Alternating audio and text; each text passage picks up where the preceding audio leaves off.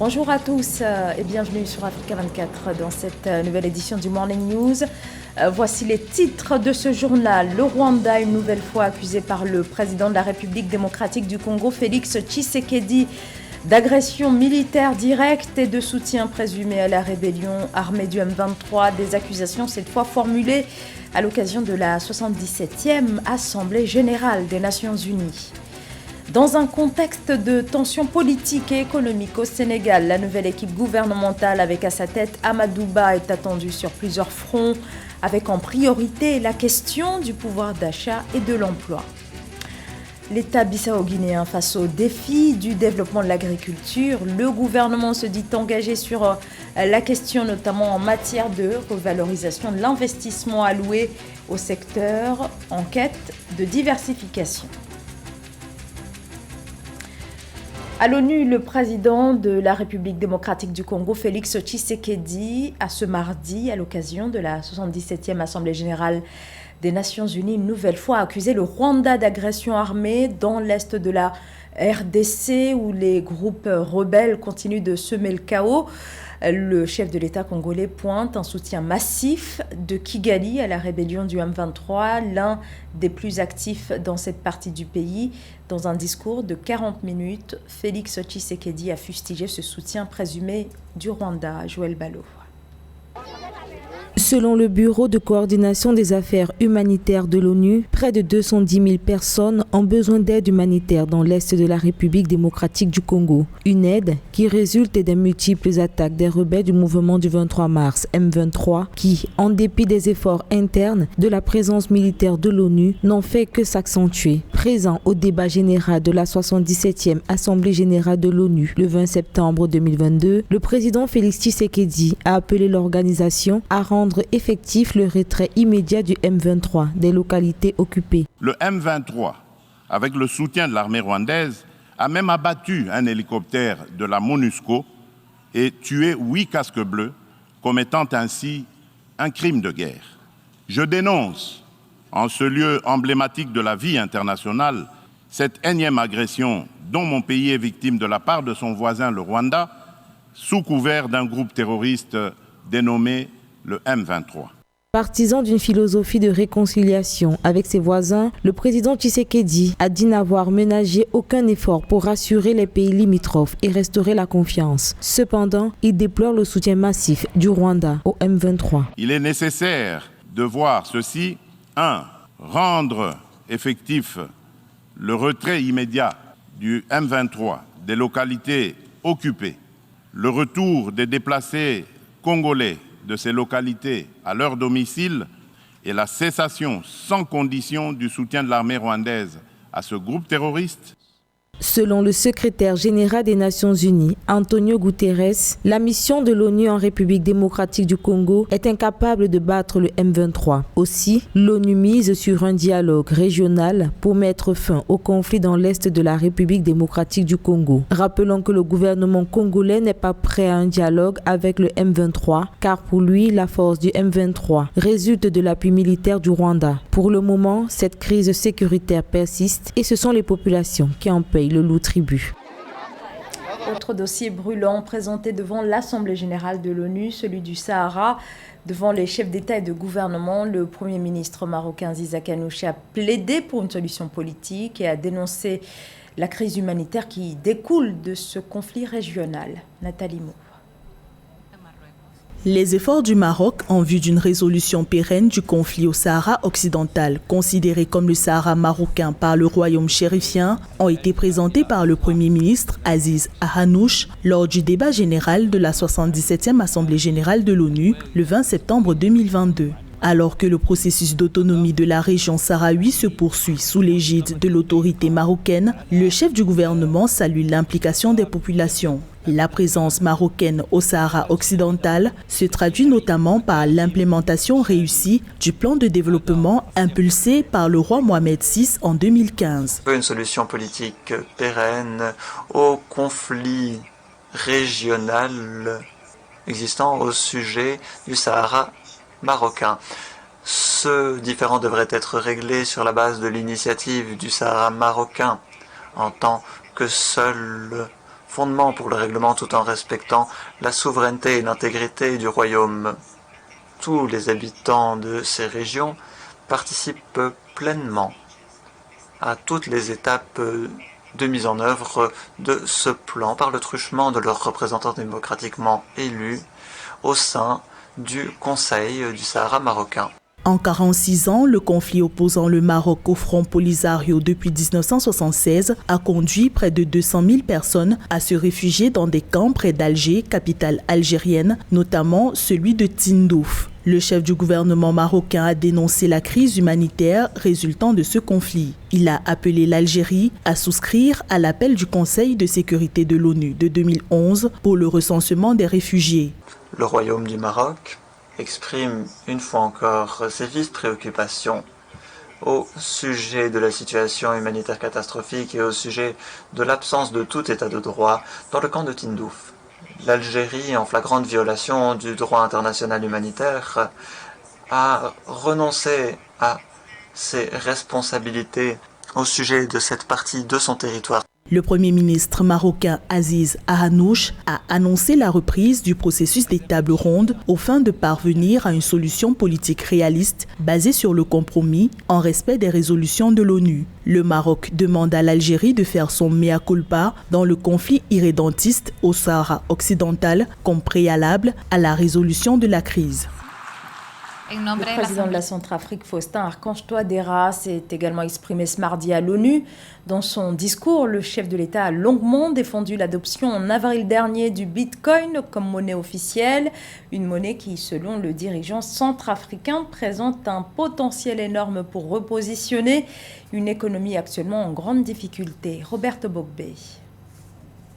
La République centrafricaine continue de consentir d'énormes sacrifices afin d'améliorer sa gestion économique et sa gouvernance.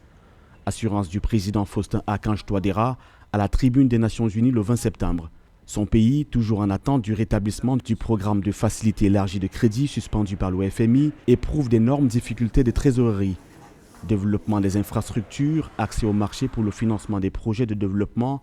En devenant le premier pays africain à adopter le Bitcoin, la République centrafricaine veut apporter des solutions et de l'efficacité à son économie. Cette initiative ambitieuse et innovante présente un potentiel énorme pour repositionner l'économie, améliorer les perspectives et changer le destin des Centrafricains. En cette époque où il faut s'ouvrir à de nouveaux horizons et à des solutions qui vont au-delà du conventionnel. Le rapport « Investir dans le capital humain pour préserver l'avenir » souligne que l'activité économique centrafricaine a ralenti en 2020 pour la 5e année consécutive. Frappée par la pandémie de Covid-19, la croissance du PIB réel a ralenti à 0,8%, son plus bas niveau au cours des 5 dernières années. Du côté de la demande, la consommation privée s'est contractée en 2020, reflétant une baisse des revenus des ménages. Des ménages chez qui l'adoption du Bitcoin est mitigée, tout comme les partenaires internationaux qui peinent à valider ce choix, ce qui, selon le président, n'enlève rien à l'efficacité de cet outil. Il est établi, Monsieur le Président, que la République centrafricaine contribue à la recherche des solutions porteuses de changement pour relever les défis interdépendants avec plus d'engagement et de conviction. À cet égard, plusieurs réformes et initiatives courageuses ont été entreprises avec l'appui des partenaires internationaux.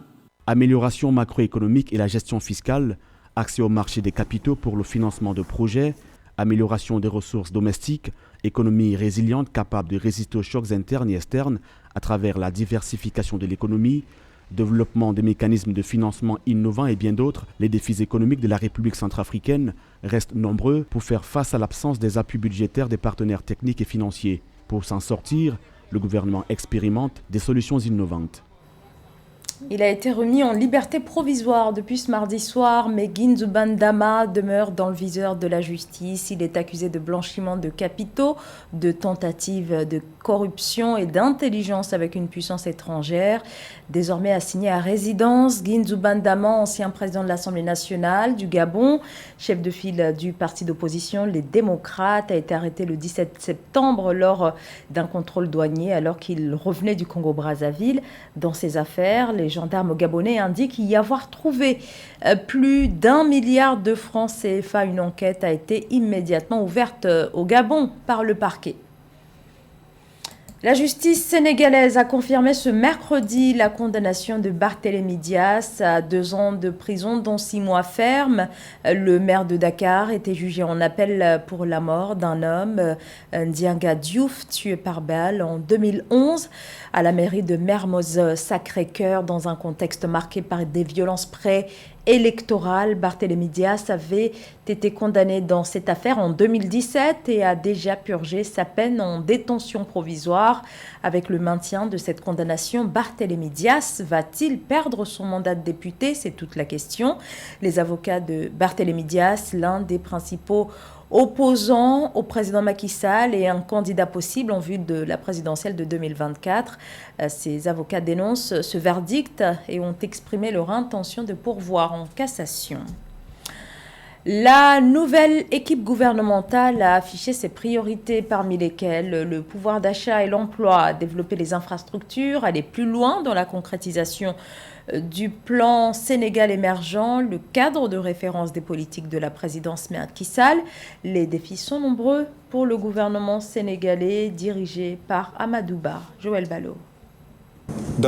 À 61 ans, Amadou Ba, ancien ministre des Finances, ancien ministre des Affaires étrangères du Sénégal, prend les rênes du gouvernement. Nommé par décret présidentiel le 17 septembre 2022, le nouveau Premier ministre aura la lourde charge d'améliorer le climat politique, économique et social du Sénégal au cours des 16 prochains mois. L'une des priorités sera de concrétiser la vision du président Macky Sall sur le plan Sénégal émergent entamé en 2014 et qui consiste à doubler la croissance économique du pays tous les 10 ans. Le plan Sénégal émergent, c'est 3 axes fondamentalement.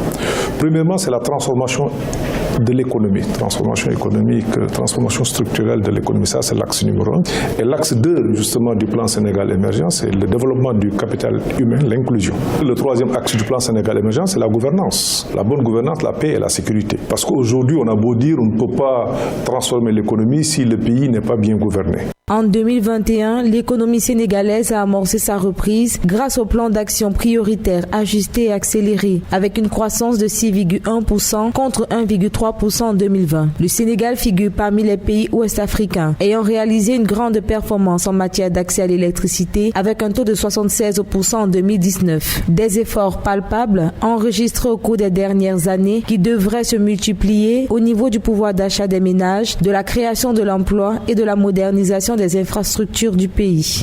Aujourd'hui, nous avons tout le budget consolidé d'investissement, donc les investissements qui sont faits au Sénégal par l'État seul ou en tout cas avec le soutien des partenaires techniques et financiers. Ce que l'on peut dire aujourd'hui, c'est que ces investissements sont parfaitement alignés sur le plan Sénégal émergent. Avec l'entrée en service du nouveau gouvernement, plusieurs réformes seront mises en œuvre pour se rapprocher de la vision du président Macky Sall avant l'échéance présidentielle de 2024. Des efforts qui s'inscrivent dans un contexte politique marqué par de fortes dissensions depuis les législatives de juillet 2022. L'agriculture, un secteur en crise sur le continent africain et pour cause. Seuls 5 pays respectent les engagements de Maputo de 2003 d'y consacrer au moins 10% de leur budget. Mais certains États, à l'instar de la Guinée-Bissau, à travers son plan national d'investissement agricole 2030-2063, disent vouloir inverser la tendance en matière de politique agricole et de financement afin de développer un secteur en quête de diversification. Nathalie Mauve. La noix de cajou représentant près de 90% de sa production agricole, la Guinée-Bissau veut diversifier son tissu agricole. Le plan national d'investissement agricole 2030-2063 vise un double objectif d'amélioration de la productivité et d'accroissement des revenus pour les travailleurs du secteur et de l'État. Le programme s'emploie au développement de la production vivrière, la valorisation des produits agricoles, la rénovation des infrastructures rurales, l'amélioration de l'accès au marché et la diversification des exportations. On sait que la Guinée-Bissau repose pour l'essentiel sur la culture de la noix d'acajou. C'est presque 80% à presque 90% de leur production. Et je pense que l'intérêt du nouveau gouvernement est vraiment de pouvoir diversifier. Donc je pense que l'idée aussi derrière ça, c'est vraiment d'intensifier l'agriculture et de pouvoir avoir une stratégie pérenne afin non seulement de avoir plus de capitaux pour pouvoir avoir des tracteurs et des intrants, pour pouvoir intensifier son agriculture afin vraiment de pallier aux problématiques africaines, notamment la lutte contre justement la sous-alimentation et l'insuffisance alimentaire. L'agriculture représente un important potentiel pour la Guinée-Bissau avec 1,4 million d'hectares de terres à vocation agricole, soit un peu plus de 30% de la superficie totale du pays. Des experts conseillent la culture de céréales telles que le riz, le mil, le maïs, le sorgho, mais aussi la patate douce, le manioc et l'arachide, ainsi que des cultures de rente comme le coton et les fruits. Avoir de l'agriculture comme par exemple la production agricole, produire du riz et d'autres produits, notamment la culture laitière, aussi des produits comme les fruits, ça va permettre non seulement de diversifier, mais de pouvoir aussi avoir accès à une production qui pourra être écoulée dans les pays de la sous-région. La dépendance excessive à la culture de la noix de cajou expose cependant le pays aux chocs économiques. L'agriculture joue un rôle important dans la balance commerciale du pays, puisqu'elle génère plus de 90% des recettes d'exportation. Cependant, le secteur agricole bissau-guinéen reste fragile du fait de faiblesses structurelles exacerbées par des tensions sociopolitiques. C'était le journal de la rédaction. Merci de votre fidélité. L'information continue sur Africa 24.